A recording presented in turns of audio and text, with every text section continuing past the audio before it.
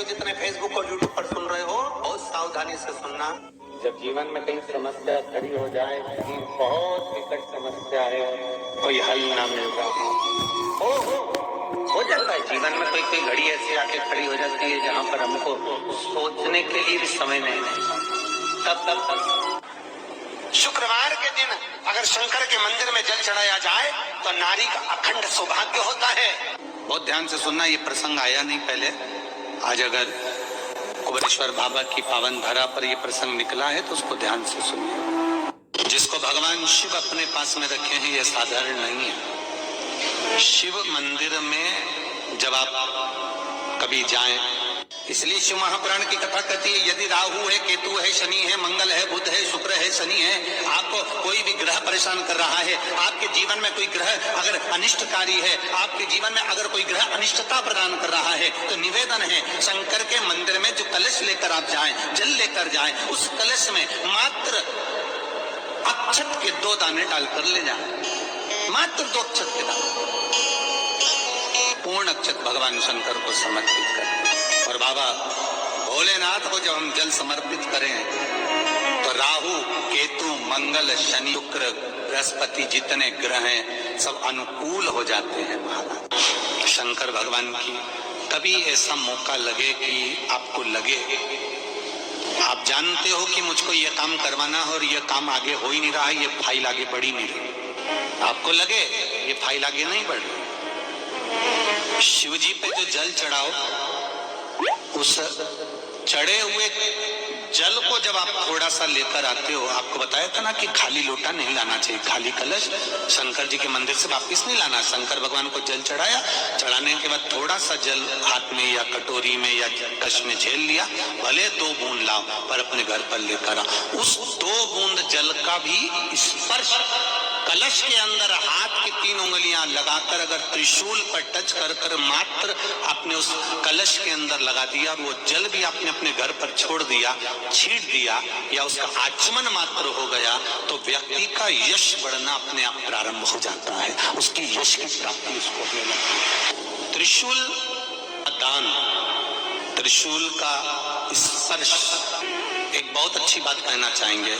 आपके स्मरण में रहना चाहिए, बहुत सुंदर सुंदर। कभी अगर मौका लगे, कभी अगर मौका लगे, और शंकर भगवान का बहुत सुंदर श्रृंगार हो गया,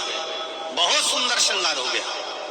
और शिव जी पे माला भी बहुत अच्छी चढ़ी है, बेलपत्र भी अच्छी चढ़ी है, धतूरा भी अच्छा चढ़ा हुआ है, फूल भी अच्छे चढ़े हुए हैं, और आपने देखा शिव जी का बहुत अच्छा श्रृंगार हो गया। और तुम्हें कभी मौका लग जाए और तुम्हारे पास में एक अच्छी सुंदर सी माला हो पुष्प की, तो आप पुजारी जी को या पंडित जी को कह दो, या पंडित जी मान नहीं हो, शिव जी का अच्छा श्रृंगार हो गया हो, तो वो माला केवल त्रिशूल की, जो त्रिशूल है उस त्रिशूल पर ही उस माला को अगर आपने केवल टांगी दिया तो भी आप उन्नति की सीढ़ी पर आगे बढ़ना प्रारंभ कर देते हैं। पर किस समय पर, जब भगवान का पूर्ण श्रृंगार हुआ,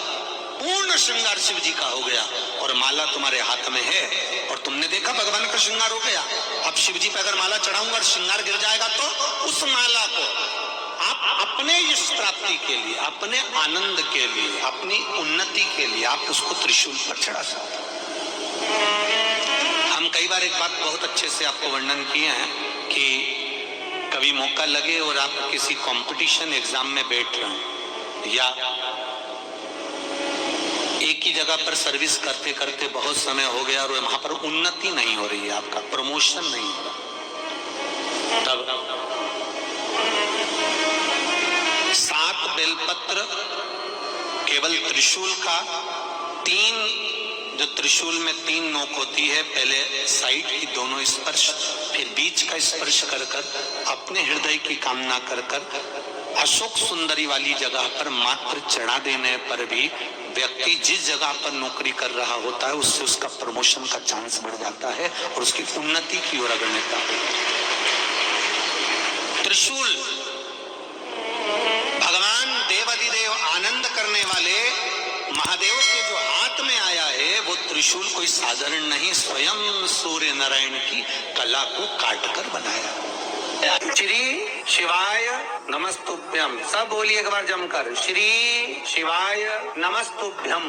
प्रैक्टिकल जरूर करना, कहीं सीवर वाला महाराज झूठ तो नहीं बोल रहा। शास्त्रों की बातें हमारे जीवन में हमें सुख प्रदान करे, इसलिए इस भाव का आनंद करते हुए आज की कथा को विराम देते हैं।